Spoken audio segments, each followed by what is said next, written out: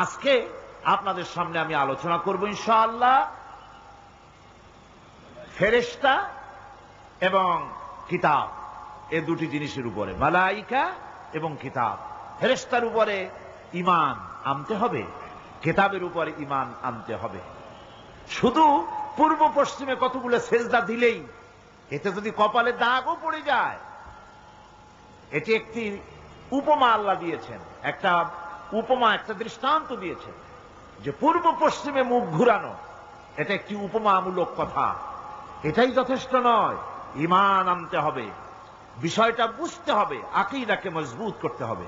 আজকে মালাইকা ফেরেশতা সম্পর্কে আমরা আলোচনা করব, তারপরে কিতাব সম্পর্কে আলোচনা করব। ওমা তৌফিকি ইল্লা বিল্লাহ। ফেরেশতাদের প্রতি ঈমান, এটা হচ্ছে আল্লাহর প্রতি ঈমানের পরিপূর্ণতা মাত্র। আল্লাহর উপরে ঈমানটা পরিপূর্ণ করতে হলে ফেরেশতাদের উপরে বিশ্বাস করতে হবে। এর উদ্দেশ্য শুধু ফেরেশতাদের উপরে স্বীকৃতি দানই নয়, বরং প্রকৃতপক্ষে এই বিশ্ব ব্যবস্থায় তাদের স্থান কি এটা জেনে নিতে হবে। ফেরেশতারা হচ্ছে আল্লাহ রাব্বুল আলামিন তার আজ্ঞাবহ গোলাম, আল্লাহ পাকের, তারা হচ্ছেন দাস, আল্লাহ পাকের বান্দা, আমাদের মতো। আমরা যেমন আল্লাহর গোলাম, ফেরেশতারাও আল্লাহর গোলাম।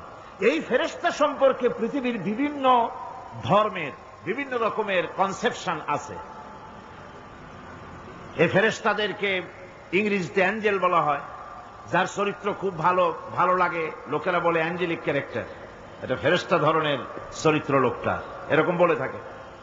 সুতরাং খ্রিস্টান হোক, ইহুদি হোক, আর হিন্দু হোক, যে কোনো জাতের লোক হোক, ফেরেশতায় তারা বিশ্বাস করে। আর এই ফেরেশতাদের উপরে তাদের বিশ্বাসটা হচ্ছে বিকৃত। কি ধরনের? কারো মতে ফেরেশতা হচ্ছে প্রকৃতির সন্তান, কারো মতে ফেরেশতা হচ্ছে আল্লাহর মেয়ে, নাউযুবিল্লাহি মিন যালিক।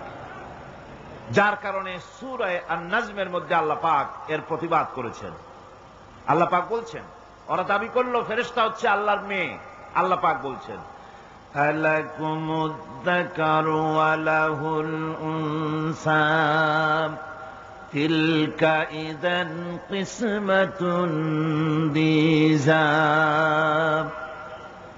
কি হে, তোমরা ছেলেগুলি নিজেদের জন্য নিয়ে নিলে আর মেয়েগুলি আমার ভাগে ফেলে দিলে, এটা কি ধরনের অসম বন্টন? ফেরেশতাকে তারা বলেছে আল্লাহর মেয়ে, আবার কেউ বলেছে ফেরেশতারা আল্লাহর ছেলে। তারপরে কেউ কেউ বলেছে ফেরেশতা হচ্ছে আল্লাহর মদদগার, আবার কেউ কেউ বলেছে ফেরেশতা হচ্ছে মানুষের অভিযোগ শ্রবণকারী, মানুষের প্রয়োজন পূরণকারী। এখন এসব ধারণা এবং বিশ্বাসের কারণে দুনিয়ায় শিরক এবং বিদআতের প্রচলন ঘটেছে।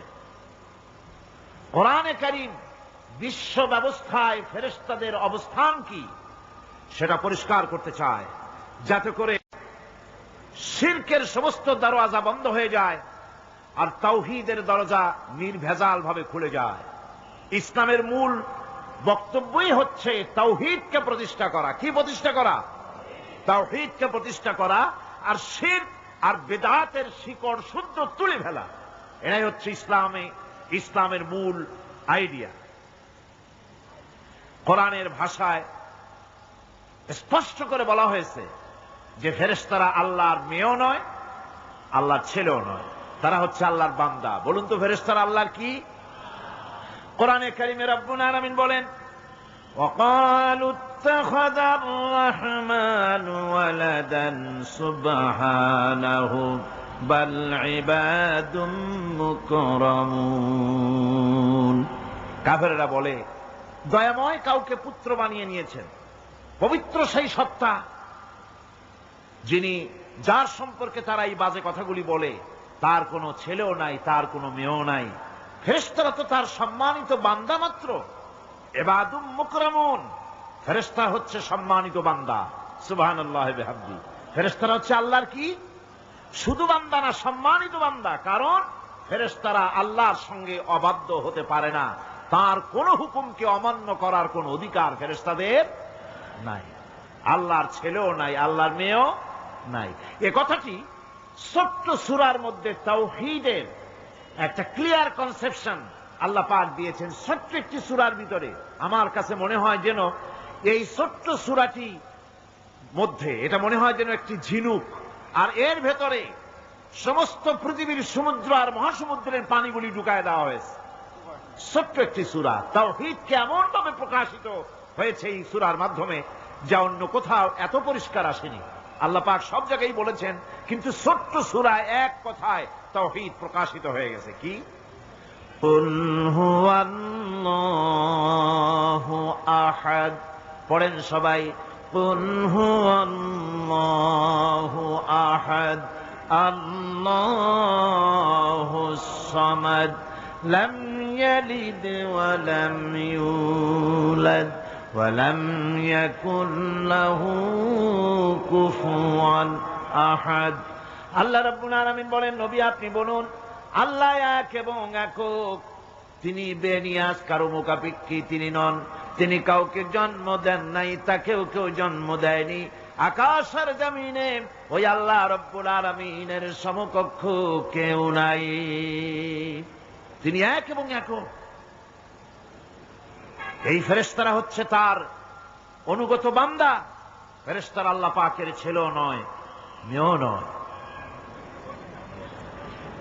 এক মুহূর্তের জন্য ফেরেশতারা চুপ করে বসে থাকে না, যার যে কাজ আছে সেই কাজ নিয়ে তারা ব্যস্ত আছে।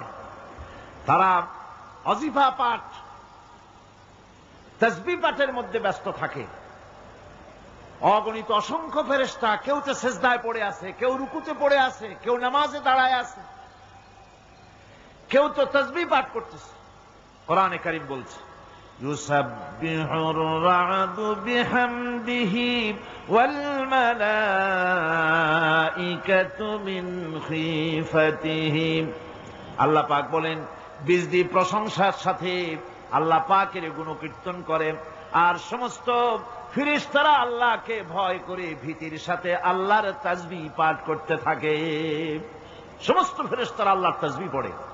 আপনাদের মনে আছে আল্লাহ পাক যখন হযরত আদমকে সৃষ্টি করবেন বললেন, ইন্নী জাইলুন ফিল আরদি খলিফা, ফেরেশতারা বলেছিলেন, নাহনু নুসাব্বিহু বিহামদিকা ওয়া নুকদ্দিসু লাক, আমরাই তো তাসবিহ পড়ি, আমরাই তো আপনার